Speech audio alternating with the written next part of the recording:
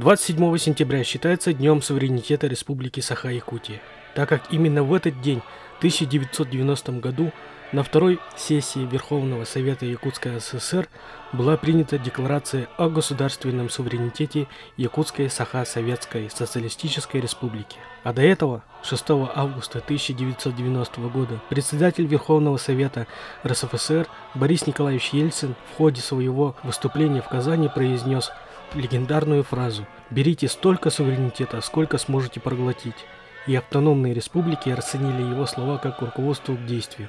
Закон 1991 года о государственном статусе Якутской Саха-Советской Социалистической Республики определил право на гражданство республики, на создание собственной правовой системы, на собственное определение отношений республики с Россией, СССР и иностранными государствами. По закону республика могла самостоятельно выбирать общественный и государственный строй, а также государственный язык. И вмешательство во внутренние дела республики стало невозможным без согласия с Верховным Советом Якутии. При этом часть полномочий создаваемых государственных органов республики согласилась передать органам власти РСФСР и СССР. Эти полномочия должны были определяться при заключении федеративного и союзного договоров. В октябре 1991 года был учрежден пост президента республики, и первым президентом стал Михаил Ефимович Николаев.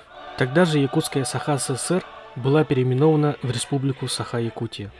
4 апреля 1992 года Якутия приняла собственную конституцию, определяющую республику суверенным, демократическим и правовым государством, основанным на праве народа на самоопределение.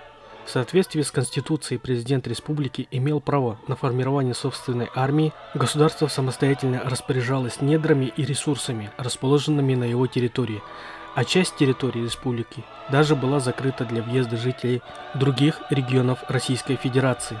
Этот период без преувеличений можно назвать рассветом якутской государственности.